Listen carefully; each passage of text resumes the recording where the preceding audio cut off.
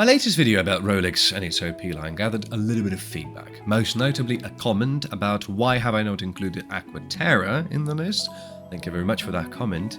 And most importantly, why have I mentioned the Tank as my GADA watch? The funny thing is that I don't disagree with the comment, but perhaps I do disagree with the question. I think that the issue raised was actually very fair, with the only difference we haven't exactly decided on what is a GADA watch, the do-it-all that we've been talking about in the previous video. So let's dive into it.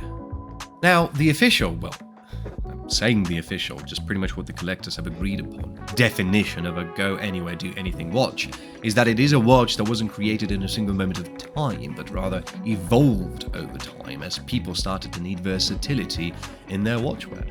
To put it simply, instead of having multiple objects for different occasions, we would limit ourselves to one object that would possess all of those needed qualities. And those things usually include water resistance, preferably at about 100 meters mark, a neutral color dial, a legible dial, and a comfortable size to wear the watch. To that, I think you can add a steel bracelet probably, and a sapphire crystal. To put it simply, you need versatility, durability, and stylishness. Whilst this definition is probably quite incredibly well-rounded and makes a lot of sense on its own, I would love to make a note here which from my perspective shifts the paradigm on this concept. This is probably going to be very poorly formulated, but please bear with me. We are taking an object and placing it into a very imaginary lifestyle that a person may or may not have.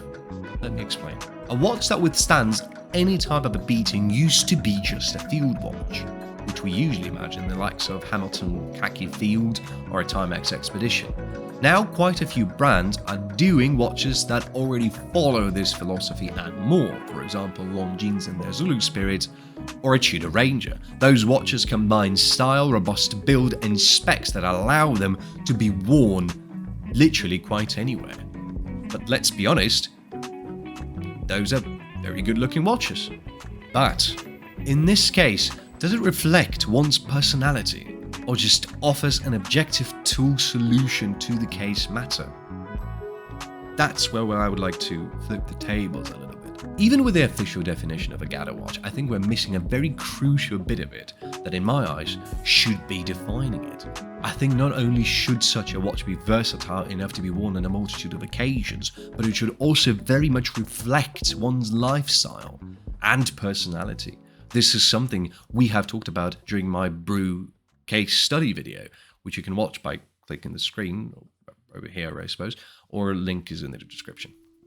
A watch is not merely an object we slap on our wrist and go about doing our business. Usually, it's a very deep, meaningful, and a characteristic purchase that reflects one's life and belief. And that is when, for me, a Cartier Tank goes on stage and starts reciting its monologue. Rich history, legible dial, timeless, and perhaps the most influential case design in the history of the whole industry. It's neat, compact, and has a variety of absolutely amazing wearers, making it very rich in the story of the model. Cartier Tank is not the perfect solution to the go anywhere, do anything watch. However, this riddle is, in my eyes, flawed from the very beginning. If you live a life where during a year you do literally anything from attending a social gathering or a ball to do carpentry or swimming in the Atlantic Ocean, good for you. However, can we all boast of doing the same thing? And you absolutely can argue that a GADA watch is supposed to do exactly that, being there at all moments to do everything, but then you're limiting yourself to only one option. If that's what you're looking for, then it's good for you. But why would you do it if there's a plethora of things to explore?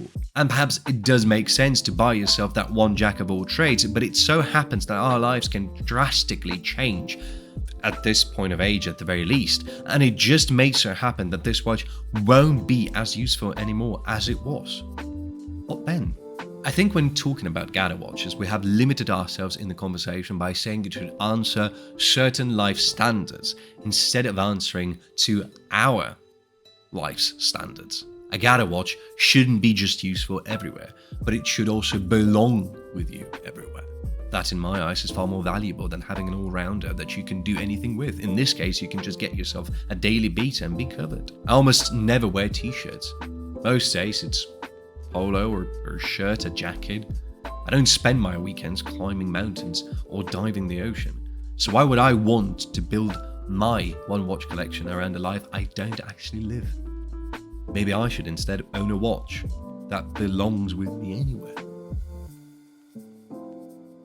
Thank you for watching. See you next time.